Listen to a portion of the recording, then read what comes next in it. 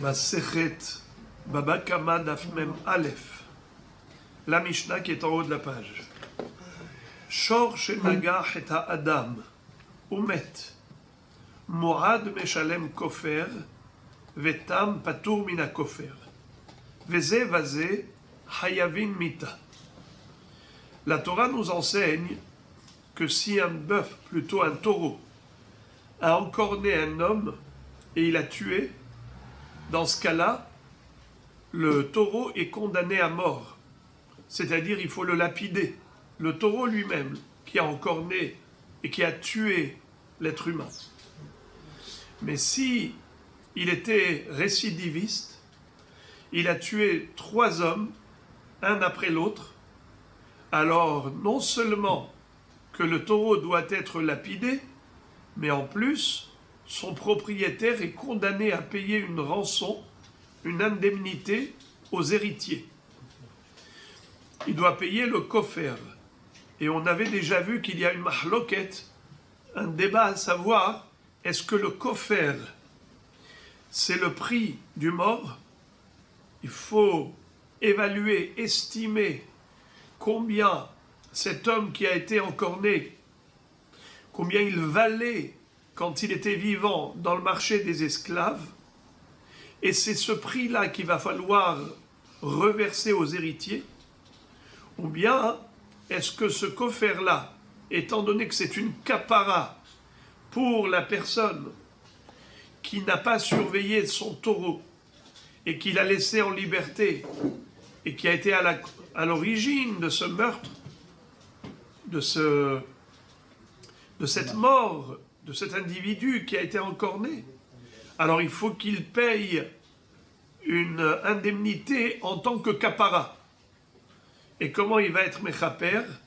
Alors il doit évaluer sa propre valeur, voir combien il coûte lui-même au marché des esclaves, et c'est cette valeur-là qu'il va reverser aux héritiers. Ça s'appelle kofer. Donc est-ce que le kofer, c'est deme mazik ou deme nizak, la valeur du propriétaire du taureau, qui est mazik, ou bien la valeur du nizak qui est mort? C'est une mahloquette entre les Tanaïm, mais là on ne rentre pas là-dedans. Ici on parle tout simplement du kofer, que ce soit deme mazik ou que ce soit deme nizak, kofer. Le kofer n'est imputé qu'au propriétaire d'un taureau qui est mourad, et pas d'un taureau qui est tam. Et évidemment, la Gemara va poser la question qui saute aux yeux. Mais si déjà le shortam a été condamné à mort, et on l'a lapidé, alors comment est-ce qu'il peut devenir mourad? C'est impossible, puisqu'on l'a lapidé, donc il n'existe plus ce taureau. Comment il peut tuer 2 fois et 3 fois 3 hommes, et la 4e fois tu lui fais payer le kofer? La Gemara va nous donner des réponses à ce propos. Alors, je répète la Mishnah sur texte. Shor, Shenagah et Adam, Umet. Un taureau qui a encorné un homme et il est mort. C'est l'homme qui est mort. Mourad, Meshalem Kofer. Si le taureau est mourad, récidiviste, alors son propriétaire devra payer en plus une indemnité aux héritiers, que l'on appelle kofer. Vetam, patur mina kofer. Mais si le shor est encore docile, il est encore tam, c'est la première fois, ou la 2e, alors dans ce cas-là, le propriétaire ne payera pas kofer. Tam patur mina kofer. Par contre, Veze vaze hayavim mita. Celui-ci ou celui-là, qu'il soit shortam ou qu'il soit shor moad, le taureau est hayav mita. Il est condamné à la lapidation. Comme la Torah dit, hashor isakel. Il faut faire la skila au shor. Vechen beben, vechen bebat. C'est-à-dire que le taureau, qu'il ait encorné un adulte, ou qu'il ait encorné un enfant, un jeune enfant, un petit garçon ou une petite fille, eh bien c'est pareil. Le taureau doit être lapidé, Et s'il avait récidivé, le propriétaire du taureau doit payer le kofer aux héritiers de ces bébés. Pourquoi avait-on besoin de préciser que même pour un petit garçon ou une petite fille, c'est pareil? Ce sont des humains. Parce qu'on aurait pu se tromper, car dans la Torah, il est écrit Vechigar shor et ish, o et isha vamet. Alors nous aurions pu croire que c'est seulement ish, adulte. Mais si ce sont des petits enfants qui ne sont pas bar mitzvah, peut-être que dans ce cas-là, le taureau ne sera pas condamné à la lapidation, ou le propriétaire ne sera pas condamné au kofer en cas de shor moed. Il fallait le préciser. Nagah Eved o Ama. Si le taureau a encorné, non pas un Ben Israël ou une Bat Israël classique, il a encorné un Eved Kenaani. Au Ama, Ama ici ça veut dire Shifha Kenaanit. Quel est le din? Est-ce qu'on paye kofer? Non. On paye un knas. Lequel? Noten shloshim selaim, 30 shekels. Ben shehu yafe me'amane, ou ben she'eno yafe ela dinar ehad. Peu importe la valeur du Haved Kenaani, qu'il coûte cher ou qu'il coûte pas cher, ce sera toujours le même montant. La Torah, c'est elle qui a fixé le montant de l'indemnité. Qu'il coûte me'amane, ça veut dire un Haved Kenaani qui, dans le marché des esclaves, coûtait très très cher. Il valait me'amane. Donc, le propriétaire du taureau a causé une perte terrible au propriétaire du Haved Kenaani. Il lui a fait perdre me'amane, une somme folle. Et tout de même, il n'a pas besoin de payer plus que 30 shekels comme indemnité. Ou inversement, c'était un petit Eved, un petit bébé Eved. Un Eved Kenaani bébé, il ne coûte pas très cher, car il n'est pas encore vraiment exploitable jusqu'à ce qu'il grandisse. Mais malgré tout, il a une valeur dans le marché des esclaves. Imaginons qu'il coûtait très peu, dinar et had.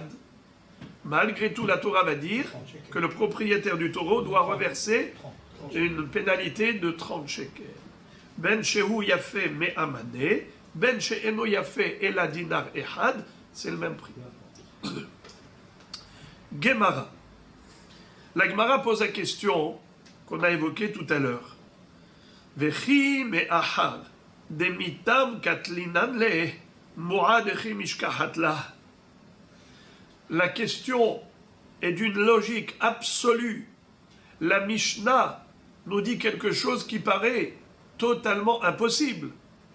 Elle nous dit d'abord que un shortam, il faut le condamner à la lapidation, exactement comme un shor mourad. Mais elle dit il y a tout de même une différence entre shortam et shor mourad. C'est que par rapport au kofer, quand est-ce qu'il y a condamnation à payer kofer? C'est uniquement si le shor était mourad. Mais il n'y a pas de kofer pour un shortam. Mais ribono shel olam, comment il peut être mourad si déjà quand il était shortam, on l'a lapidé? Mais il était déjà lapidé dès la première fois qu'il a encorné un homme et il l'a tué. On l'a lapidé. Alors comment on peut arriver à une situation de kofer? Mais pour devoir payer le kofer, il faut qu'il soit mourad. Alors comment il est devenu mourad alors que déjà, dès la première fois, on l'a tué à ce taureau? On a à cette question 8 réponses. La Gemara va citer 8 amoraïm pour nous expliquer quelle est la possibilité, quelles sont les hypothèses envisageables pour avoir une telle situation, à savoir un shor mourad qui tue un homme pour la 4e fois et dont le propriétaire va devoir payer en plus le kofer.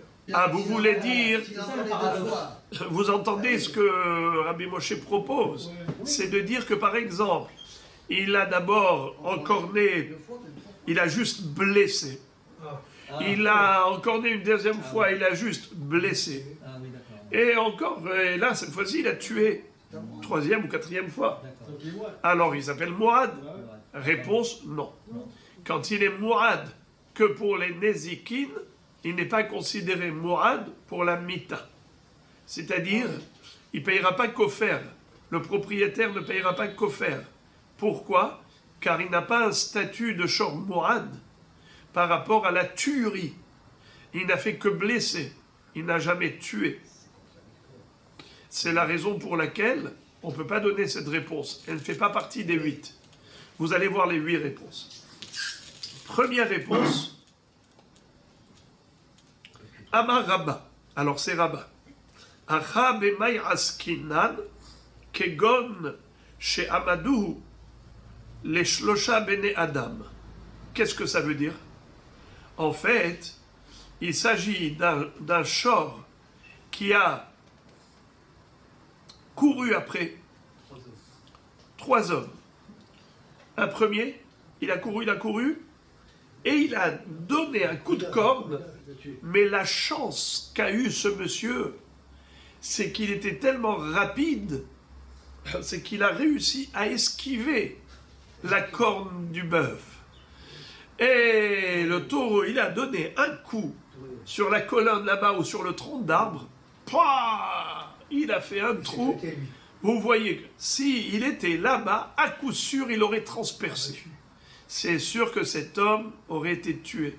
Il n'aurait pas pu résister à un tel coup mortel, fatal.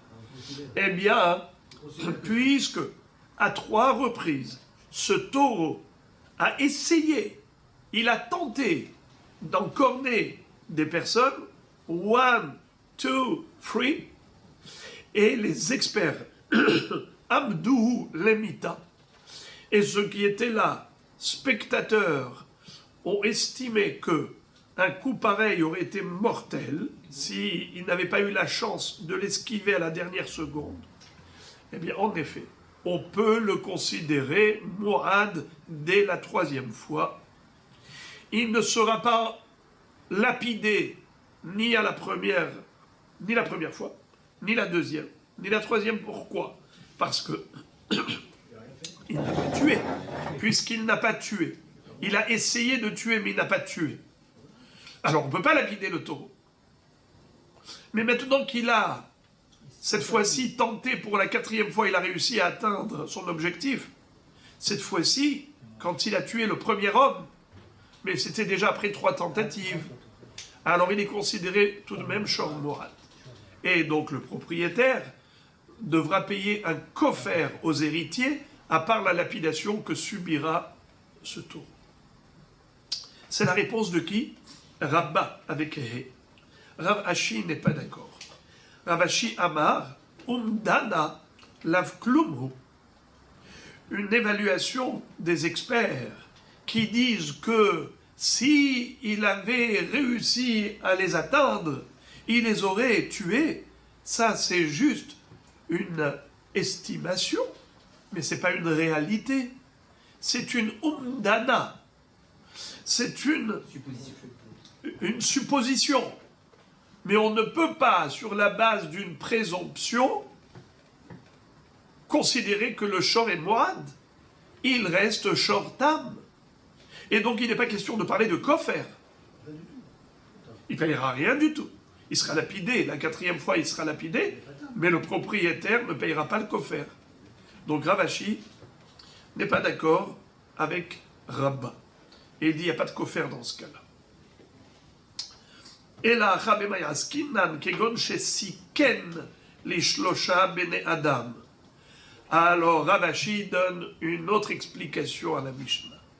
Comment est-ce possible d'avoir un taureau qui est considéré mourad et qui n'a pas été lapidé dès le premier coup mortel, dès qu'il a tué le premier homme? La réponse, c'est qu'il a blessé 3 personnes. Siken, qu'est-ce que ça veut dire? Il a donné un coup de corne à une première personne. Elle a été grièvement blessée. Deuxième personne, grièvement blessé. Troisième personne, grièvement blessé.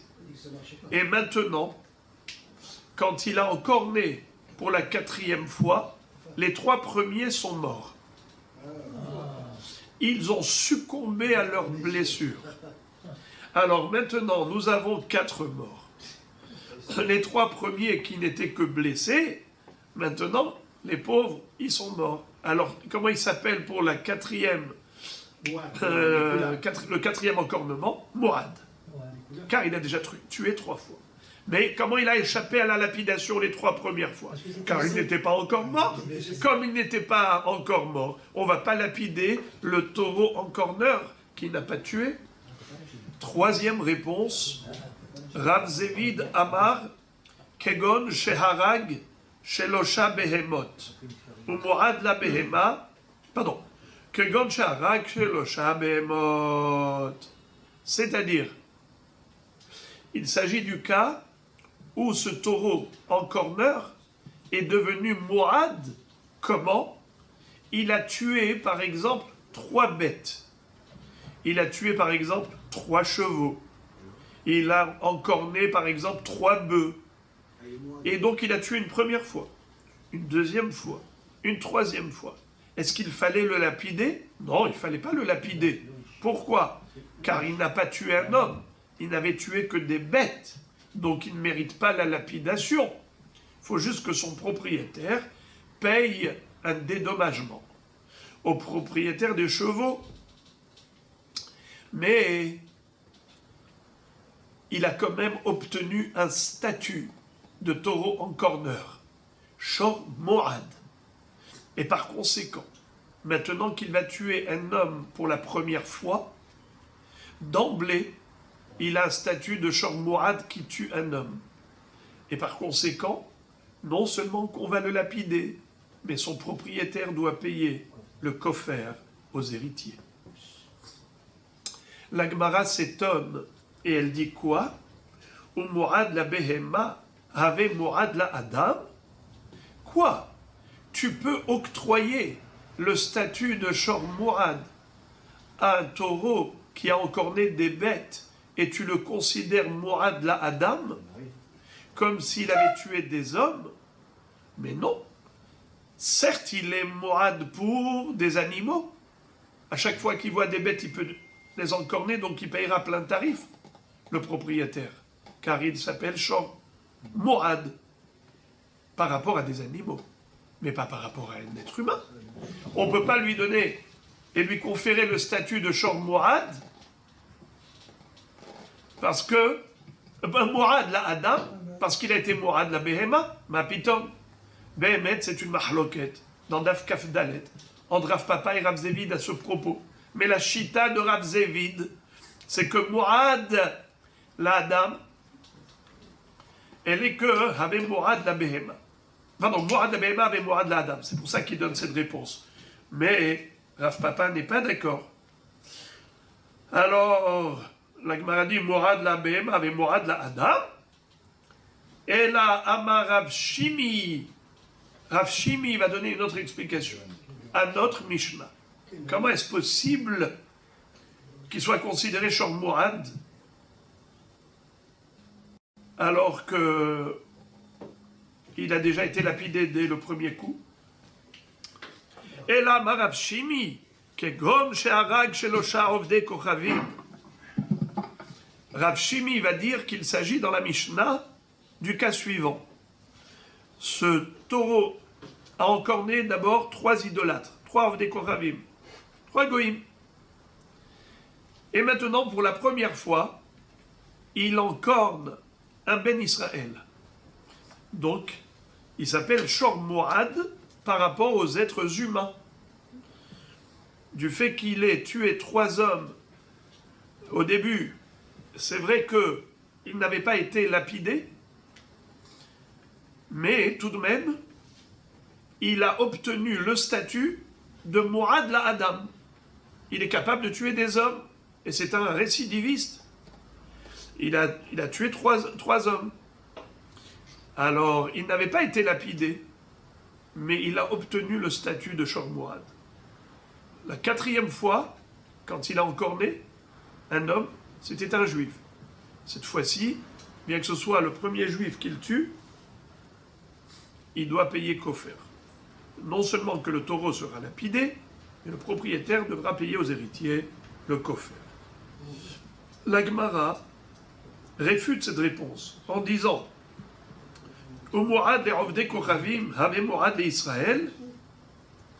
est-ce que le taureau qui a encore né 3 goïms obtient le statut de Shor Mourad par rapport à Israël? Mais non, il est Shor Mourad par rapport aux goïms, mais il n'est pas Shor Mourad par rapport à des Israélim. Alors, il y a l'un des Mefarshim qui dit quelque chose de très fort. Il dit que le Israël a une protection spéciale. Akadosh Baruch Hu envoie des anges pour protéger le Ben Israël. Alors, si le taureau a réussi à encorner 3 goïms, ça ne veut pas dire qu'il est capable de tuer un juif. Et par conséquent, il ne peut pas obtenir le statut de Shor Mourad par rapport à Israël. Alors, la Gemara donc réfute la réponse précédente, à savoir qu'il a obtenu le statut de Mourad en tuant des goïms. Et maintenant, il tue pour la première fois un juif, et donc son propriétaire payera un Kofer. La Gemara dit non, le propriétaire ne payera pas Kofer, car il ne s'appelle pas Shor Mourad. Le Kofer n'est imputé qu'au propriétaire d'un Shor Mourad. On le condamne à payer le Kofer quand son Shor est Mourad. Mais comment son Shor est Mourad? Il a tué 3 juifs. Et là maintenant il tue pour la 4e fois. Alors le propriétaire paye Kofer. Mais là qu'est-ce que tu me dis? Comment il est devenu Mourad sans être lapidé? Eh bien parce qu'il a tué 3 goïms. Alors il est devenu Shor Mourad. La Gemara dit non. Il n'obtient pas le statut de Shor Mourad vis-à-vis des juifs, bien qu'il soit Shor Mourad vis-à-vis des goïms. Alors il faut une autre réponse. Et là, Amar Rabbi Shimon ben Lakish. Les initiales Rashbal que vous avez, c'est Rabbi Shimon ben Lakish. Kegon Sharag Shlosha ben Adam Terefa. Il a tué d'abord 3 hommes juifs, mais qui étaient des hommes Terefa. Qu'est-ce que ça veut dire un homme qui est Terefa? Il va être condamné à mourir dans l'année. C'est-à-dire un homme qui avait un de ses organes vitaux qui était atteint. Par exemple, il avait le poumon qui était troué. Il avait le cœur qui était perforé. Et il avait un de ses organes vitaux qui était déjà atteint. Cet homme-là est déjà destiné à mourir. Il ne fera pas long feu. On le sait. Quel est le din si le taureau a tué, a encorné un juif qui était tréfa? Est-ce qu'il faut lapider le taureau? Réponse non. Pourquoi? Car quand la Torah dit qu'il faut lapider le taureau, c'est quand il a tué Ish ou Isha, qui sont des êtres viables. Alors là, il faut le lapider. Mais sinon, non. Mais tout de même, nous dit Rish Lakish, bien que le taureau n'a pas été lapidé auparavant, mais étant donné qu'il a tué 3 personnes, bien qu'elles étaient Terefa, c'est suffisant pour lui conférer le statut de Shor Mourad. Et donc maintenant, lorsqu'il va tuer pour la première fois un individu normal, qui n'est pas Terefa, évidemment on a parlé de 4 juifs, seulement ils sont Terefa, eh bien pour la première fois où il va tuer un individu qui n'est pas Terefa, il s'appelle tout de même Mourad. Pourquoi il s'appelle Mourad? Parce que c'est un récidiviste par rapport aux humains, par rapport même à des humains juifs. Il a tué 3 juifs qui étaient Terefa. Donc il tue des hommes. Puisqu'il tue des hommes, alors il s'appelle Shor Mourad. D'une part, on ne l'a pas condamné à la lapidation, car il n'a pas tué des êtres viables. Mais étant donné qu'il a tout de même encore né des gens qui avaient une forme humaine, donc il s'appelle Shor Mourad. Maintenant, quand il a tué un individu normal, d'emblée, il a le statut de Shor Mourad, et son propriétaire paiera le kofer, et le Shor sera lapidé. La Gemara réfute même cette réponse, en disant au Mourad la terefa avait Mourad les Shalem. Ah bon? Tu m'étonnes, Rish Lakish. Tu octroies à ce taureau le statut d'encorneur de Mourad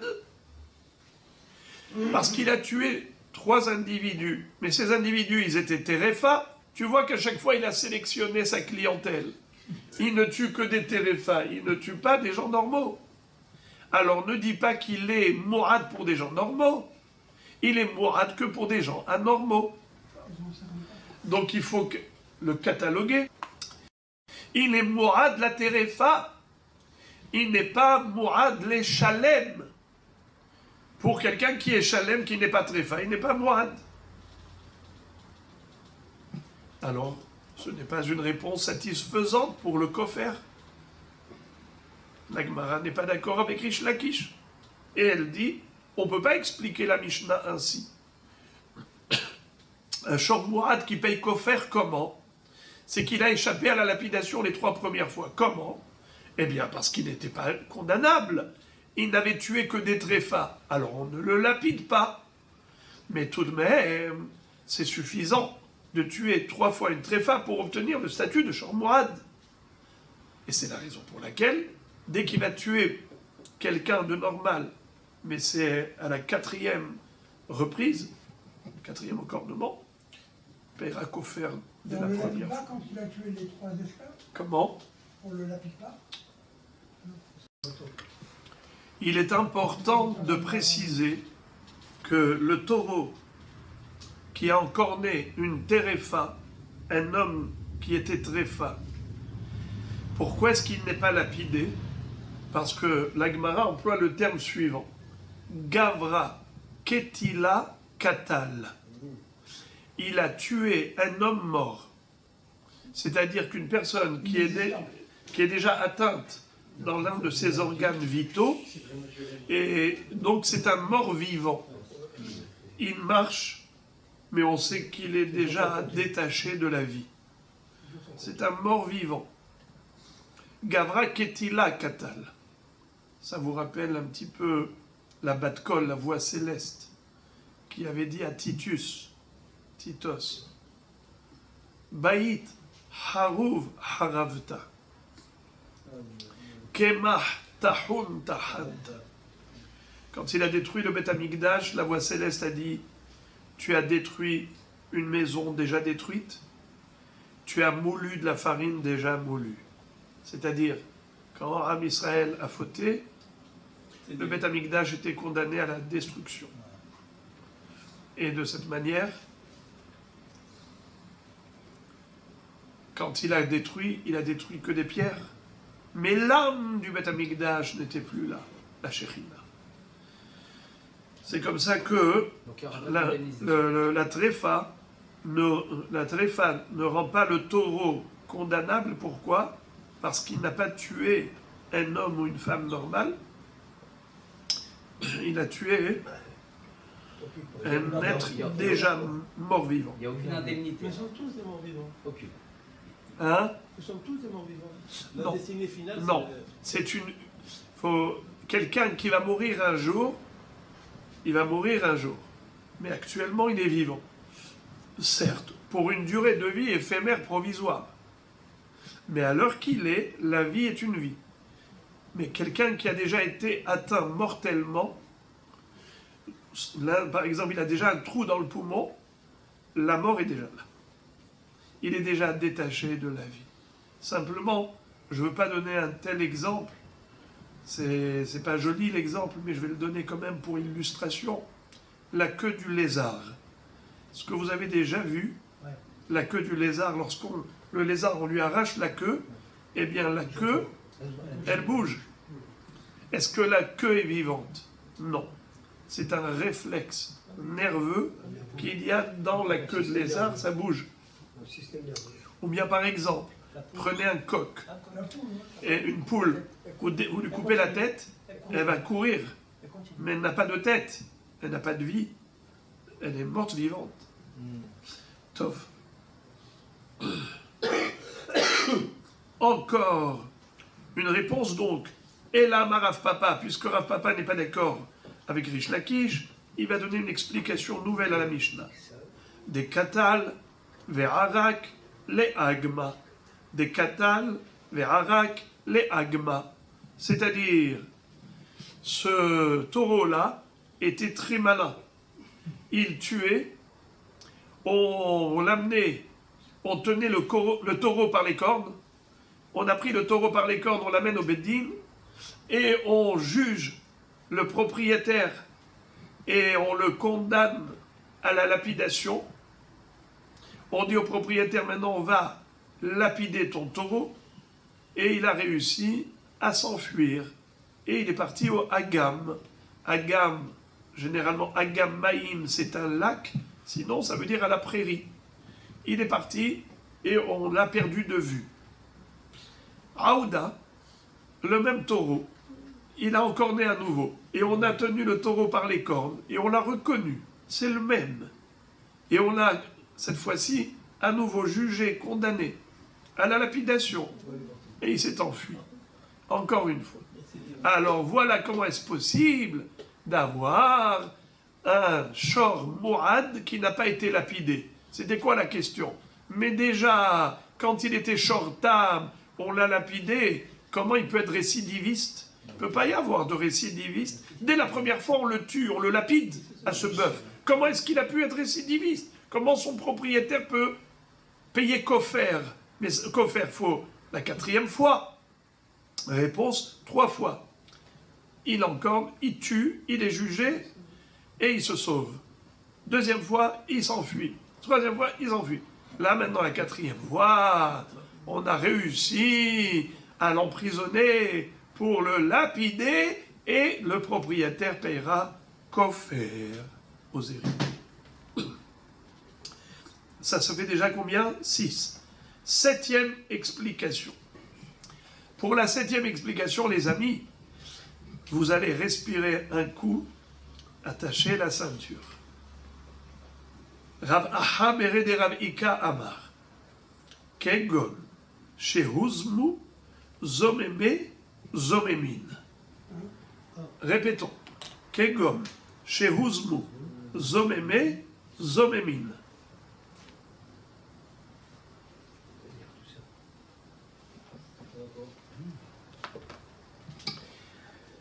Alors les amis, vous savez très bien c'est quoi Edim Zomemin.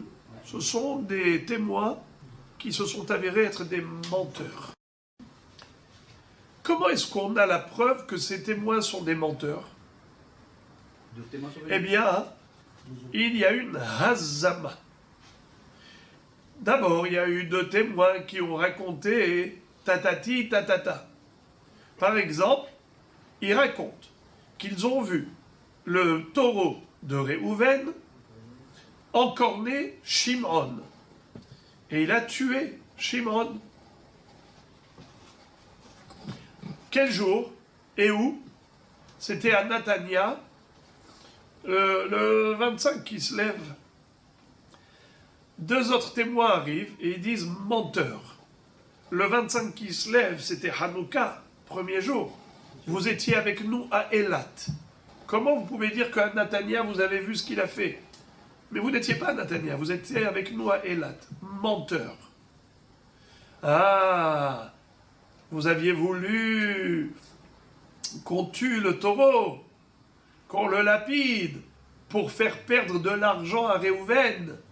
Combien ça coûte un taureau? 10 000 shekels. Allez, payez 10 000 shekels. Le Beddin vont condamner ces 2 premiers témoins à payer 10 000 shekels qu'ils ont voulu faire perdre à Réhouven par leur mensonge. Qui a démontré que c'est des menteurs? C'est les 2e témoins, le 2e groupe de témoins. Alors il y a des zomémines et il y a des mésimim.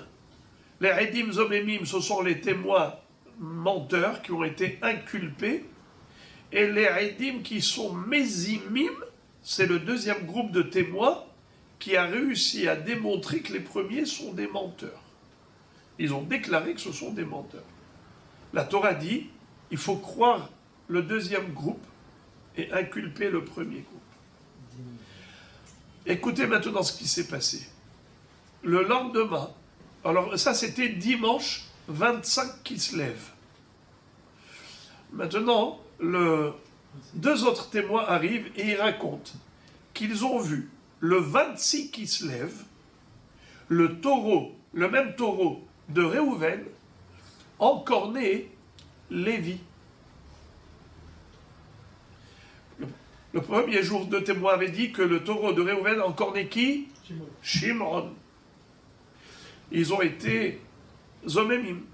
Arrivent maintenant deux autres témoins, un deuxième groupe. Ils disent, nous on a vu ce même taureau de Réhouven tuer Lévi, le 26 qui se lève, deuxième jour de Hanouka. Alors, les mêmes Mésimim, le même groupe qui avait inculpé le premier groupe, maintenant ils viennent à nouveau. Et ils disent, menteur, comment vous pouvez dire que vous avez vu le 26 qui se lève, le taureau de Réhouven, tuer Lévi à Natania, mais vous étiez avec nous vous-même à Élat pour Hanouka. Menteur. Alors ce deuxième groupe également va devoir payer à Réhouven le prix du taureau qu'ils ont voulu lui faire perdre. Mais qu'est-ce qui s'est passé maintenant? Regardez-moi ça. Ce groupe de témoins, ces deux témoins-là, qui à chaque fois venaient pour condamner les premiers témoins. Ils ont condamné les témoins de dimanche. Ils ont condamné les témoins de lundi, le témoin de mardi. À chaque fois, ils sont mésimim les Edim et ils les rendent Edim Zomemim. En prétendant quoi? Comment pouvez-vous dire que vous avez vu à Natania alors que vous étiez avec nous à Élat?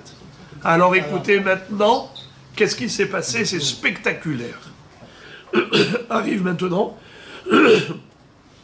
un autre groupe de témoins qui va s'adresser au deuxième groupe, on va l'appeler comme ça, troisième groupe de témoins, qui s'adresse au deuxième groupe, qui lui, à chaque fois condamnait tous les témoins qui arrivaient.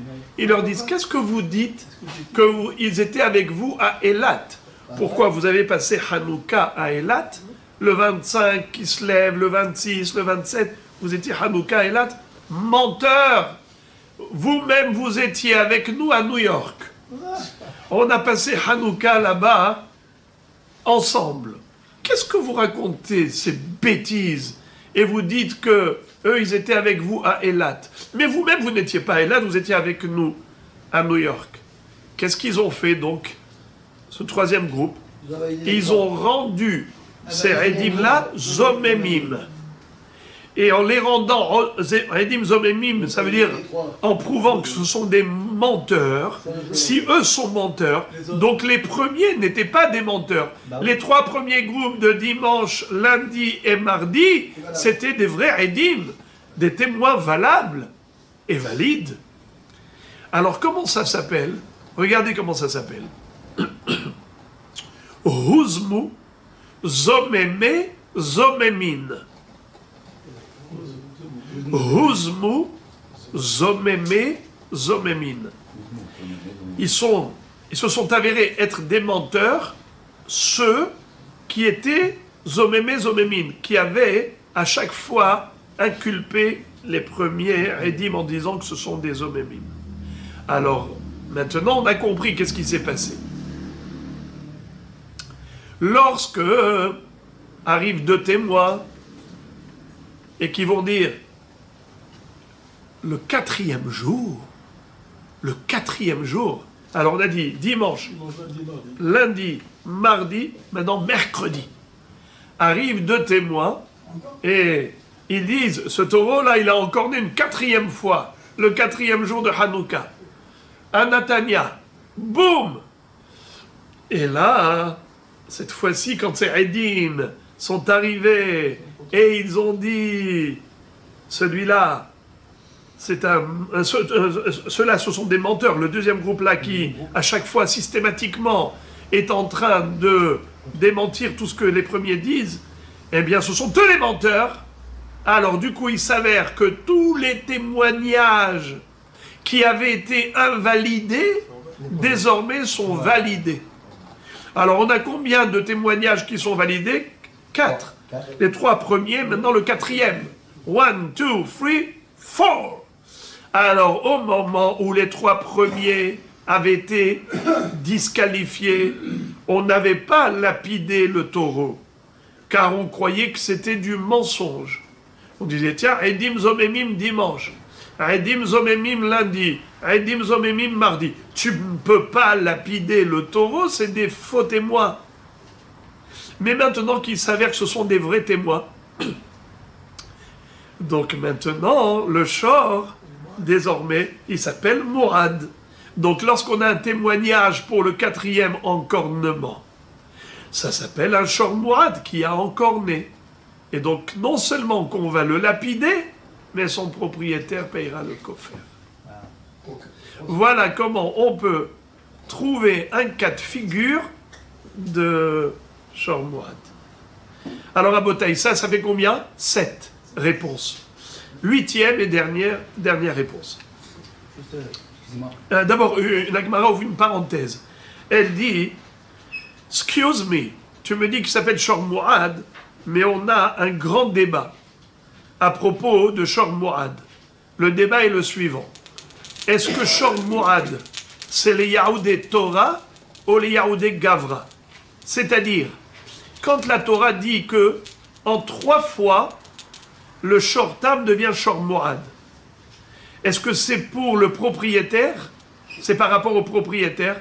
Ça veut dire que le propriétaire, il a été averti 1 fois, 2 fois, 3 fois. Il peut pas faire le naïf et l'innocent. Je ne savais pas que mon taureau était un sauvage.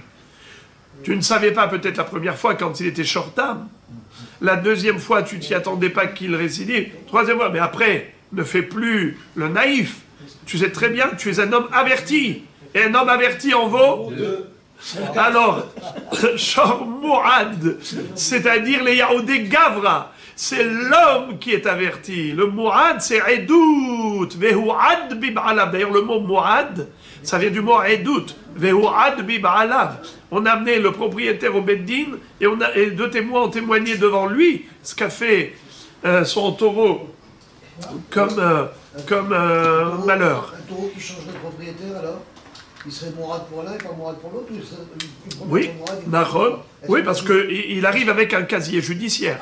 Alors maintenant, regardez qu'est-ce qui va se passer. La Gemara dit, ok, si tu me dis que c'est les Yahoudé Torah, en fait, la notion de 3 fois, c'est juste pour avoir la preuve que le taureau est un taureau encorneur. Car normalement, un taureau est censé être docile, ce qu'on appelle shor Tam. Qu'il encorne volontairement pour vouloir tuer, cette sauvagerie, elle n'est pas naturelle. Car en général, des bœufs, tu peux circuler à côté d'eux, ils ne vont pas te tuer. Avoir un taureau encorneur, c'est quelque chose qui surprend le propriétaire, Nahon. Mais, en fait, c'est pas juste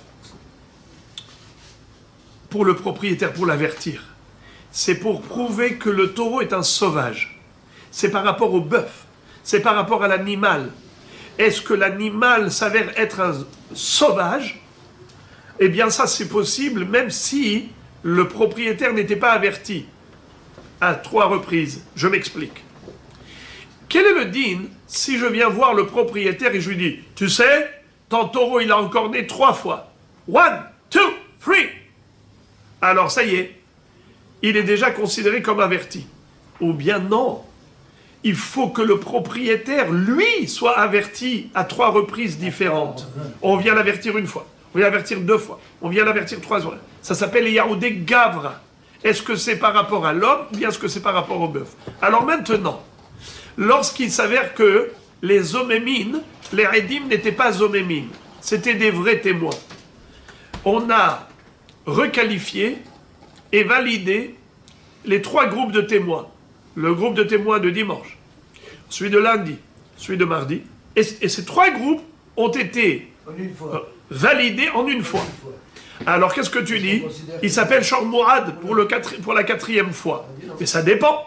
Si tu me dis que pour le transformer en Mourad, il faut juste que le propriétaire soit au courant que son taureau a encore né 3 fois, c'est ça qui le rend Mourad. Eh bien, en effet, puisque on a validé les 3 témoignages en une fois, ça suffit pour que le propriétaire soit au courant de la nature sauvage de sa bête. Alors, Et donc, ça s'appelle Shor Mourad. Il payera un coffert. Mais si on dit que le Shor Mourad, c'est pas par rapport au Torah, les Yahoudé Torah. C'est quoi Torah déjà? Le taureau. C'est pas par rapport à la nature sauvage du taureau. On a besoin de prouver qu'il a une nature sauvage. Non. C'est par rapport au propriétaire qui a besoin de 3 avertissements. Alors ici, le propriétaire n'a pas eu 3 avertissements. Il a eu un seul avertissement, comme quoi son taureau a encore né 3 fois. Ça ne le rend pas mourad pour autant. Donc il ne payera pas le coffert. Ça remet en cause cette réponse. La Gemara dit, cette réponse, elle est belle pour celui qui dit les Yahoudé Torah, mais pas pour celui qui dit que c'est les Yahoudé Gavra. Répétons ça dans le texte. S'il a un casier, ça change quoi? S'il a un casier, le taureau, ça change quoi? Que ce soit Gavra ou taureau. Là, je répète, hein, juste Haniha, il est Yahoudé Torah ba'inan Shapir, et là il est Yahoudé Gavra ba'inan, mais Maramarle lo avayadana. Il peut lui dire, je ne savais pas. Tu me dis ça en une fois, qu'il a encore des 3 fois, mais moi je ne savais pas avant. Alors comment tu peux répondre à cette question? Kegon de amre kol emat de katil tove gabe havakae. Qu'est-ce que ça veut dire? Les témoins témoignent de 2 choses. Premièrement, ils disent,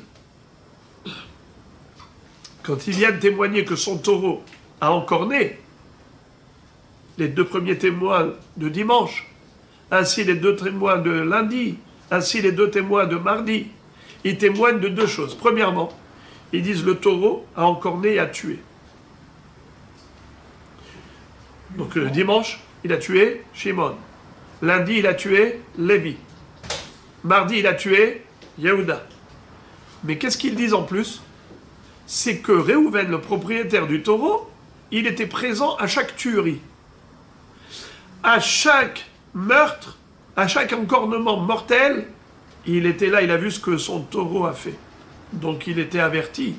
Un homme averti en vaut 2. En vaut 2.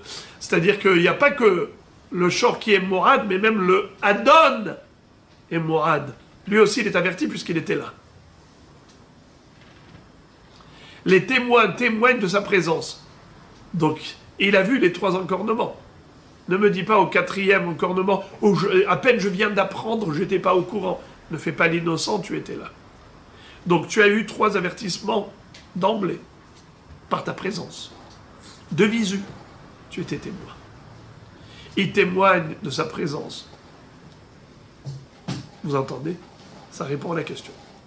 Donc même si on dit que Mourad, c'est les Yahoudé Gavra, on a ce critère également. Enfin, 8e et dernière réponse. Ravina Amar, be makirin et Baal Ashor, ben makirin et Ashor. En fait, les 3 avertissements, c'était par rapport au Baal Ashor. Il connaissait le propriétaire du taureau. Il n'était pas capable d'identifier le taureau. Et ils disent, on sait qu'il y a un taureau ici, qui est encore né de chez lui, mais on ne sait pas lequel. Mais en tout cas, c'est sûr que c'est de chez lui que c'est sorti. Alors la Gemara dit, dans ce cas-là, s'ils ne sont pas capables d'identifier le taureau, pourquoi tu dis qu'il est Shor Mourad et il paye le coffert? Qu'est-ce qu'il pouvait faire le pauvre? Réponse, mais Shum de Amrele, Torah Nagarna Itlar Bebukarach, Ivelach Nature Kule Bekarach. Qu'est-ce que ça veut dire? Ils lui disent, dans ton bétail, dans ton enclos, tu as tout un bétail de taureaux, tout ce troupeau de bœufs, il y en a un parmi eux qui est dangereux. C'est un encorneur. On ne sait pas lequel. Mais c'est sûr que ça fait partie de ce troupeau. Et donc il est considéré Shor Mu'ad s'il a récidivé, bien qu'ils n'ont pas été capables la première fois de le lapider, car ils n'étaient pas capables de l'identifier. Une chose qui était sûre, c'est qu'il fait partie de ce troupeau. Alors l'avertissement vis-à-vis du propriétaire, c'est fais attention. Dans ton troupeau, il y a un taureau en corner, surveille l'ensemble de ton troupeau. Si la 4e fois, on a réussi à l'attraper, eh bien, il payera le kofer.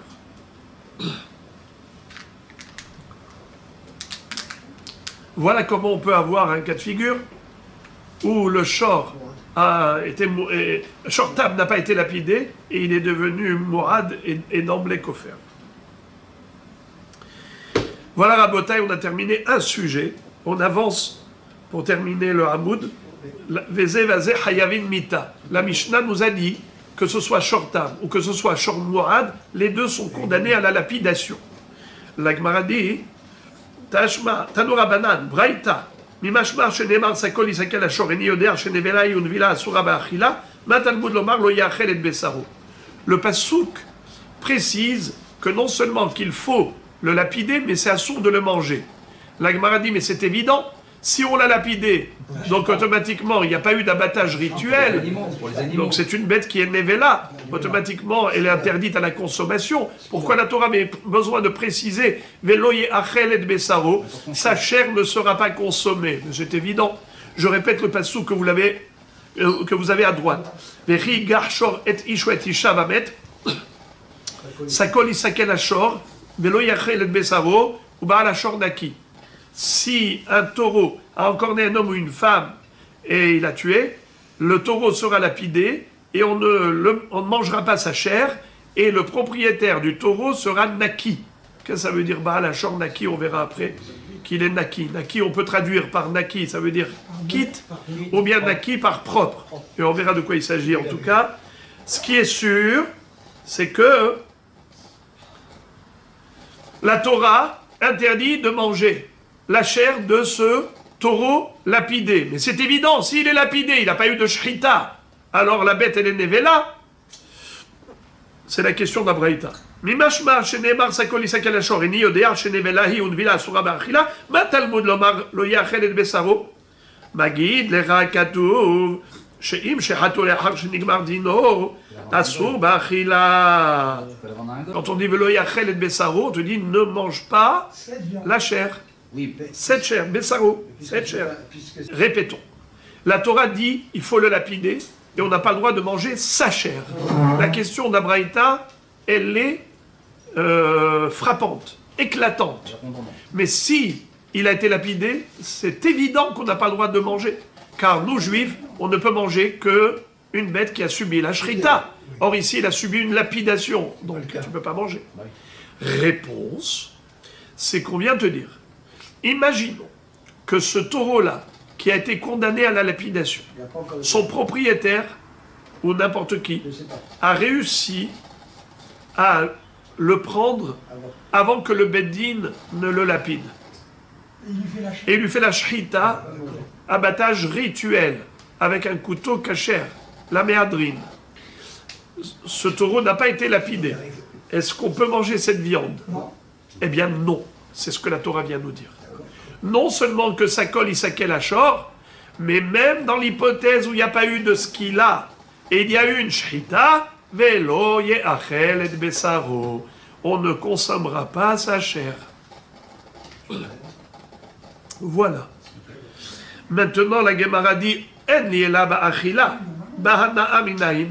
Ok, j'ai maintenant une preuve tranchante qu'on n'a pas le droit de manger la viande, même en cas de shrita. Mais est-ce qu'on a le droit de profiter? Peut-être que oui.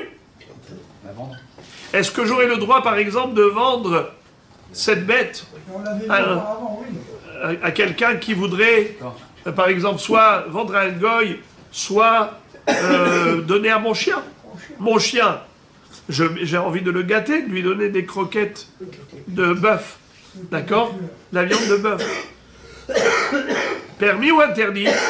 Ba'ana'a minaïn. D'où sait-on que ça aussi c'est assourd? On n'a pas le droit de profiter. Donc on ne peut pas vendre la charogne du taureau lapidé ou de donner à son chien. Talmud lomar ou ba'al ashor naki. Maï mashma, Shimon ben Zoma omer, כאדם שאומר לחברו יצא איש פלוני נקי מנכסיו ואין לו בהם הנאה של כלום. C'est-à-dire, il est écrit dans la Torah, ou Baal Ashor Naki. Le propriétaire du taureau sera propre. Naki. Ça veut dire quoi, propre? Quoi, il est passé à la douche? C'est quoi ça qu'il est propre? En fait, il a été douché de son argent. Il est passé à la douche et on l'a lavé de son argent. C'est une expression. Quand quelqu'un fait faillite, et il avait un compte en banque qui était bombé, et voilà maintenant qu'il a fait faillite. Alors en fait, comme vous dites, il a eu une douche froide. C'est-à-dire qu'il a été nettoyé de son argent, skin. Il avait de l'argent, il n'en a plus. Alors là, on l'a nettoyé de son argent. Baal Ashor Naki. La Torah emploie une expression d'un langage commun des humains. C'est comme ça qu'ils s'expriment. Ah, ploni, yatsa, naki, minechasa. Mais lo bahem hana'a shel klum. Celui-là, skin, il a tout perdu. Il a été nettoyé. Voilà. Quelqu'un qui a tout perdu, comment on l'appelle? Il a été nettoyé de ses biens. Alors, c'est un euphémisme. Alors maintenant, regardez-moi ça. Cet homme-là, qui, à un moment donné, cet homme, qui maintenant n'a pas le droit de manger la chair d'un taureau qui était condamné à la lapidation, pas seulement qu'il n'a pas le droit de manger, mais il n'a pas le droit même d'en profiter, même pas en faire un repas pour son chien, ou le vendre. On apprend de Baal Ashor Naki. Alors maintenant les amis, je vous pose la question. D'où on apprend qu'il faut le lapider? De quelle phrase? Sakol, Isakel Ashor, bravo. D'où on apprend que si jamais il ne l'a pas lapidé, il lui a fait la shrita, il n'a pas le droit d'en manger. Velo ye'achel et besaro. D'où on apprend que l'interdiction, c'est pas seulement de manger, mais même d'en profiter. De quelle phrase? Ou Baal Hashor Naki. Le propriétaire du taureau sera lavé, c'est-à-dire il fera faillite. Il va perdre ce taureau. Alors la Gemara dit, ok, j'ai compris la baraïta, mais j'ai une question. Umimai delo ye'achel et besaro le'echad ishhato achar shenigmar dino she'asur ba'achila. Ima de'echad ishhato le'achar shenigmar dino share ba'achila hu. Ve'hai lo ye'achel et besaro le'echad esakle miskal de'asur ba'ana'a hu. C'est-à-dire, qui te dit que on a besoin de deux phrases? Lo ye'achel et besaro, c'est pour t'indiquer que si jamais le propriétaire du taureau a été un grand malin et il a réussi à prendre son taureau et de le ramener chez lui et de l'amener aux abattoirs, lui faire la shrita, eh bien, il n'a pas le droit de manger cette viande. Comme on l'apprend de quel pasouk? Rappelez-moi encore une fois. Lo ye'achel et besaro. Répétez s'il vous plaît. Lo ye'achel et besaro. Qu'est-ce que ça vient nous enseigner? Qu'il n'a pas le droit d'en manger, même s'il y a eu une shrita avec abattage rituel kasher. Malgré tout, n'a pas le droit. Alors, à quoi sert maintenant la phrase d'après? Ou Baal Ashor Naki. C'est-à-dire qu'il ne pourra pas récupérer la vente. Bravo! Même la vente, même le profit est interdit. Donc, on a besoin d'une phrase pour interdire la achila en cas de shrita. Cachère. Et on a besoin d'une autre phrase pour interdire le profit. Hana'a. Donc achila et hana. La Gemara dit, mais je n'ai pas besoin de 2 phrases. J'aurais pu déduire d'une seule phrase Naki. l'interdiction aussi bien de hana'a comme de achila. Comment? Il est écrit Lo ye'achel et besaro. Tu ne mangeras point. On ne mangera point sa chair. N'est-ce pas? Ouais. Nous avons une règle que Rabbi Abahu nous a enseignée. Regardez. Rabbi Abahu nous a enseigné. Amar Rabbi Abahu, Amar Rabbi Al-Azar. Au nom de Rabbi Al-Azar. Kol makom shene'emar. Lo yochal. Lo tochal. Lo tochlu. אחד איסור אכילה ואחד איסור הנאה במשמע עד שיפרט לך הכתוב כדרך שפירט לך בנבלה לגר בנתינה ולעובדי כוכבים במכירה. La question elle est nucléaire. Comment pourquoi tu as besoin de Baal Ashornaki pour interdire la Hana'a? Mais on peut laisser le pasouk Lo ye'achel et besaro kipshuto. On a lapidé le shor. Et malgré tout, la Torah te dit il ne faut pas manger de sa chair. À quoi ça sert? Mais de toutes les façons, il a été lapidé, il n'a pas été abattu rituellement, il n'y a pas de shrita. Donc de toutes les façons, c'est évident qu'il est interdit. La réponse, peut-être que la Torah vient nous interdire la Hana'a. Au travers de l'Oye Achel et Bessaro, la Torah veut faire allusion à l'interdiction d'en profiter. Et comment je sais que l'Oye Achel, ça vient interdire le profit également? Nous avons une règle. À chaque fois que la Torah dit ne mange point, ça veut dire ne profite pas non plus. Et d'où on le sait qu'à chaque fois que la Torah dit ne mange pas, ça veut dire ni tu manges ni tu profites. On l'apprend de Nevela. On n'a pas le droit de manger une charogne, c'est-à-dire une bête qui n'a pas été abattue rituellement avec une shrita kashère. Par exemple, tu prends un pistolet, un revolver, tu tues la bête. Est-ce que tu as le droit de la manger? Non. Comment elle s'appelle cette bête? Nevela. La Torah dit, si tu as tué la bête avec un pistolet, c'est vrai que tu n'as pas le droit d'en manger. L'otochlu kol nevela. Mais tu as le droit de la vendre, soit à un non-juif, à un goy, soit tu peux la donner à manger au ger toshav, c'est-à-dire un homme qui s'est converti, mais pas au judaïsme totalement. Juste, il a arrêté de faire avodah zara et il respecte les 7 mitzvot noahid. C'est gentil de ta part de le soutenir économiquement parlant en lui donnant la nevela, puisque pour lui c'est permis de manger une bête qui a été tuée avec une balle dans la tête. Il a le droit. Alors donne-lui. Comment la Torah s'exprime? L'otochlu kol nevela. La guerre asher mish'arecha titenena ba'achala o machor la nochri. Du fait que la Torah te permet de profiter de la nevela, elle te dit, tu n'as pas le droit d'en manger, mais tu peux en profiter. Sous-entendu que si elle ne t'avait pas dit explicitement que tu peux en profiter, tu n'aurais pas pu profiter. Ça veut dire, en d'autres termes, que la Torah, en te disant ne mange point, elle te dit n'en profite pas non plus. Car si c'était permis de profiter, pourquoi elle a besoin de te le dire? Pourquoi elle a besoin de te dire ne mange pas la nevela, mais tu peux en profiter? Mais en me disant ne mange point, ça veut dire que je peux profiter, je n'ai pas le droit de manger, mais je peux vendre. Si elle a besoin de te dire ne mange pas, mais tu peux en profiter, ça veut dire qu'à chaque fois qu'elle te dit ne mange pas, si elle t'a pas dit tu peux en profiter, c'est que tu n'as pas le droit de profiter. L'interdiction du profit est incluse dans l'interdiction d'en manger. Alors la question revient à la case départ. Pourquoi la Torah avait besoin de rajouter une phrase ou Baal Ashor Naki pour dire qu'il n'a pas le droit d'en profiter, mais tu peux laisser la phrase, tu peux économiser ces 3 mots ou Baal Ashor Naki, et juste avec Lo Ye'achel et Bessaro, tu comprends que tu n'as pas le droit d'en profiter. Pourquoi? Parce qu'il est écrit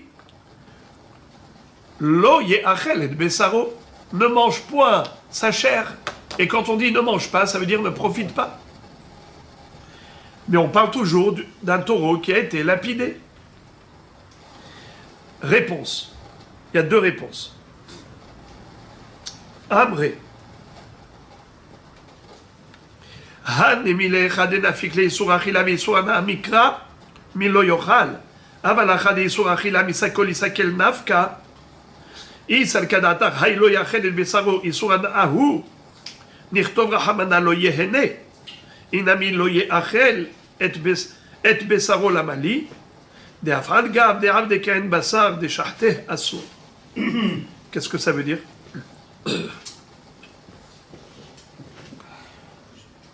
En fait, le fond de la question, c'est pour te dire, c'est de te dire, qui te permet de déduire de ce pasouk que s'il a fait une shhita à ce shor, eh bien, tu n'as pas le droit de manger la viande. C'était ça le fond de la question. Peut-être qu'on parle d'un taureau lapidé, mais l'oyachel et besaro, ça vient interdire juste le profit, comme on a démontré que le Issour Achila inclut également le Issour Hana'a.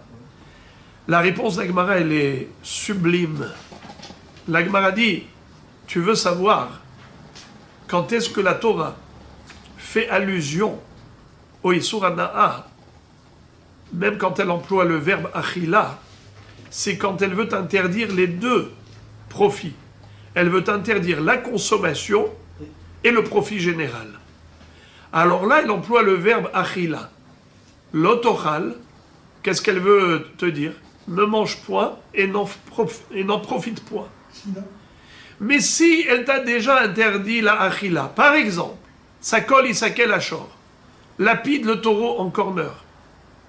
Une fois qu'il est lapidé, tu ne peux plus en manger, ça tu le sais, puisque c'est une nevela, c'est sûr que tu ne peux pas en manger. Donc le Issour Achila, le Issour Achila, il est déjà écrit. Le Issour Achila, il est déjà écrit, parce que c'est une nevela. Alors maintenant, pourquoi elle a écrit Loye Achel et Besaro?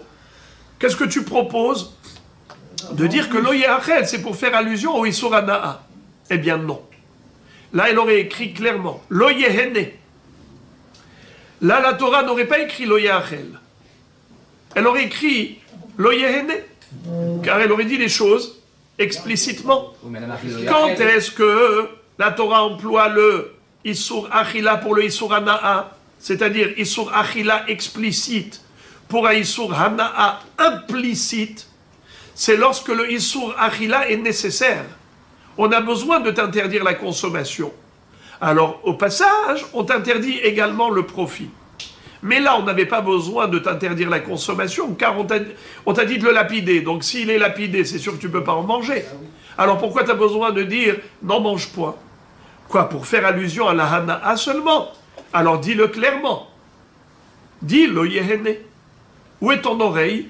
Pourquoi tu fais le tour pour dire « mon oreille est là » Voilà, ton oreille, elle est déjà là. La Torah, elle va pas faire employer 36 chemins pour dire, au lieu de dire quelque chose de clair. Pourquoi le Yachel? Pourquoi elle a écrit Loye Achel et Besaro? C'est obligatoirement pour te dire que même si tu as fait une shhita rituelle et que la viande sur le plan shhita elle est cachère, malgré tout elle est interdite.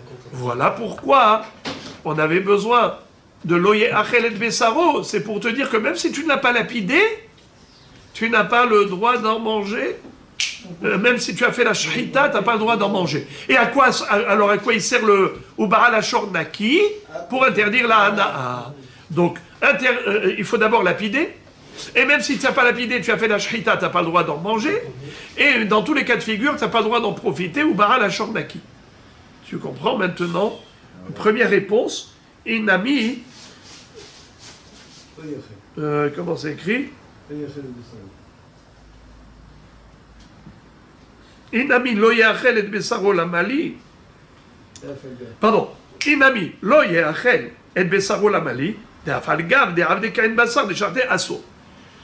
Une autre façon de démontrer qu'on parle d'une viande cachère sur le plan d'Ashhita, même s'il a réussi à prendre son taureau du Beddin et au lieu de l'amener à la lapidation, il a réussi à l'amener aux abattoirs pour lui faire une shrita classique, abattage rituel, malgré tout interdit de manger, tu veux savoir d'où on l'apprend? C'est des mots et bessaro.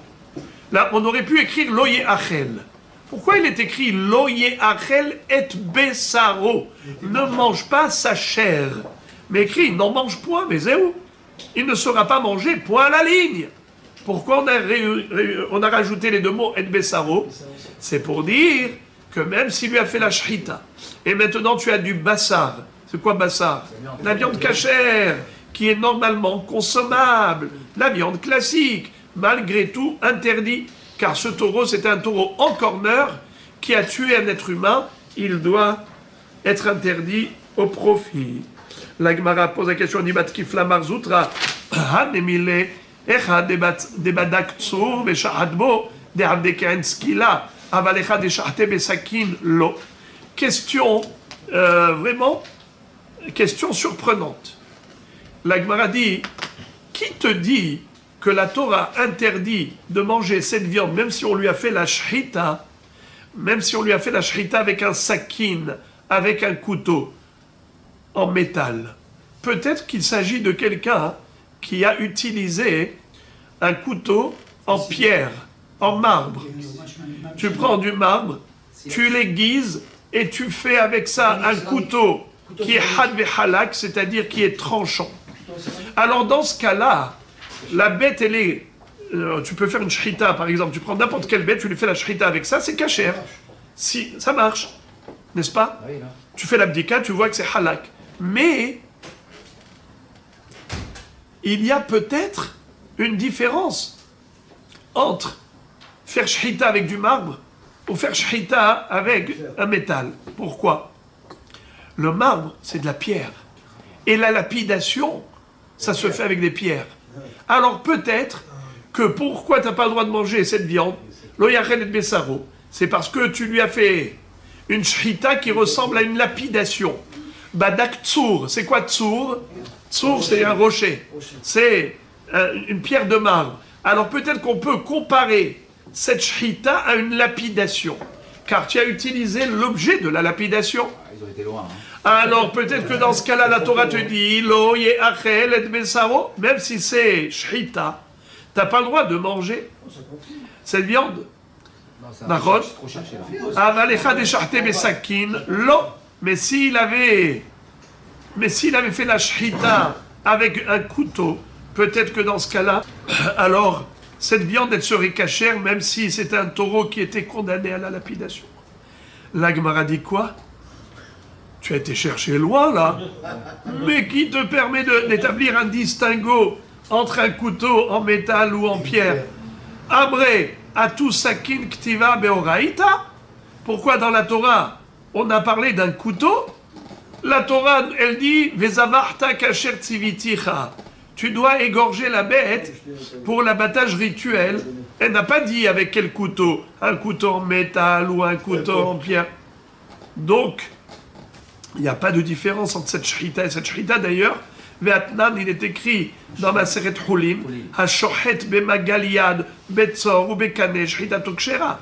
Quelqu'un qui a utilisé une faucille, c'est-à-dire une faucille pas avec des dents qui déchirent le... Une scie.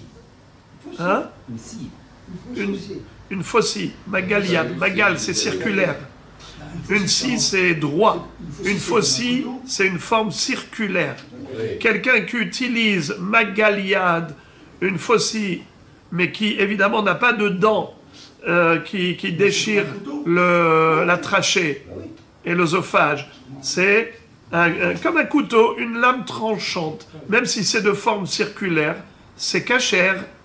Ou bien betzor, ou bien il a pris un couteau en marbre, mais qui est lisse, ou bécané, ou bien même carrément un roseau qui a été coupé et qui a été limé et qui nous donne une lame tranchante, même si c'est avec du bois, c'est cachère. Donc tu peux avoir du métal, tu peux avoir de la pierre, tu peux avoir même du bois, et tout est cachère.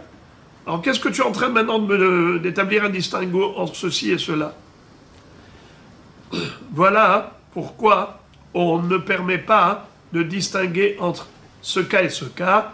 Donc les réponses qu'on a données sont des réponses valables. Et la Gemara termine en disant Vehashta. Et maintenant, des nafkali sur achila sur anaam ilo yachel et besaro. Baal hashornaki la mali. Alors maintenant qu'on peut déduire du mot velo yachel et besaro, on peut déduire même le isur hanaa comme le isur achila. Alors pourquoi est-ce qu'on a besoin de Baal hashornaki? D'accord? Tu as dit que c'est du mot et besaro. Et besaro. Ce sont des mots de trop. C'est venu pour nous interdire, même le Isurana, loye achel et besaro. Alors, à quoi ça sert Baal hashornaki? Tu as dit que le propriétaire du taureau va faire faillite. Il va perdre. Mais le Isurana, on l'apprend de loye achel et besaro. Pourquoi tu as besoin? De et besaro déjà, tu as déduit. Alors, à quoi ça sert cette phrase? Réponse, le anaat oro. C'est pour interdire même de profiter de la peau, du taureau en corner qu'on a lapidé. C'est ça le cas. Tachamina besaro, ou de asubana'a, aval oro, nishtare bana'a, kamash palan baal hashornaki. On aurait pu croire que l'interdiction c'est juste de profiter de la chair du bœuf, mais de sa peau ce serait permis. C'est pour cela qu'on a écrit baal hashornaki pour dire qu'il a fait faillite, dans le sens où on a interdit complètement le profit même de la peau. La Gemara dit, ou les anartanae de mafkele les haïbaal hashornaki, les drasha hamina, qui des marina les mémar les kaman, hanaat oro minalehu. Et d'après certains tanaïm que nous verrons plus tard, qui utilisent cette phrase de Baal hashornaki pour d'autres enseignements, par exemple pour le Hatsik Kofer, on verra. Alors, eux, d'où ils vont déduire l'interdiction de profiter même de la peau, nafka lehu mi et besaro. Le mot et, lo yachel et besaro. Le mot et, c'est et atafel lipsaro. Mainihu oro. Lo yachel et besaro. C'est quoi le mot et?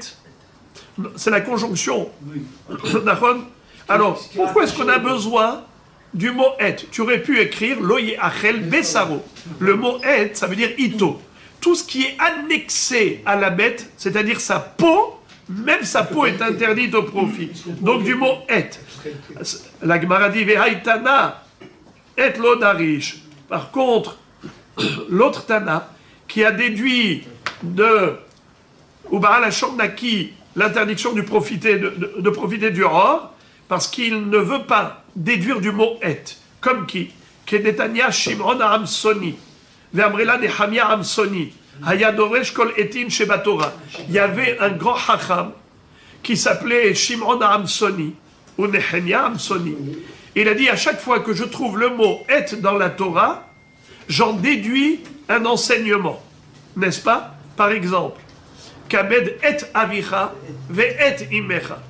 Alors du mot et, on vient apprendre, par exemple, qu'il faut respecter pas seulement ses parents, mais même son grand frère, par exemple. N'est-ce pas? Et avicha. Avec ton père, il y a aussi ton grand frère.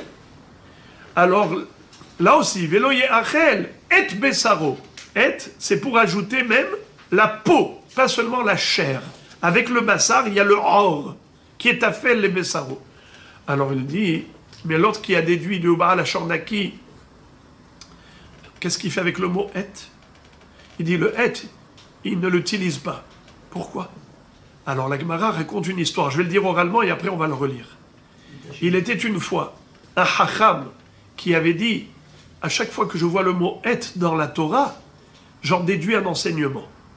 Comme j'ai dit, kabed et avicha ve et imecha. Là aussi, veloye achel et besaro. Le et, c'est pour ajouter la peau avec la chair. Mais il y avait une fois ce hacham, quand il est arrivé au Passouk, et Hashem Elohecha tira, tu vas craindre l'Éternel ton Dieu. Et c'est écrit avec l'Éternel ton Dieu. Et Hashem Elohecha tira. Il a dit Hasve Shalom. Qui peut-on craindre avec Dieu? Mais on ne peut craindre que Dieu. Il n'y a que Akadosh Baruch Hu. En od mi levado. Alors, du coup, il a dit à ses élèves, Moraï verabotai, toute ma vie, je vous ai fait des drachot sur le mot et, sur la base du mot et, je retire toutes mes drachot. Je me suis trompé. Car s'il y a un et qu'on ne peut pas commenter, alors tous mes commentaires sont faux. Je retire tout ce que j'ai dit. Lorsque Rabbi Akiva est arrivé, il a dit, non, ce n'est pas faux. Même le et de et Hashem Eloker Hatira, je vais trouver un commentaire. C'est les rabot Talmidei Chachamim. Tu dois craindre l'Éternel ton Dieu. Et en plus, tu dois craindre les Talmidei Chachamim. Quand tu crains les Talmidei Chachamim, ce respect que tu as pour eux, c'est par rapport à la crainte de Dieu.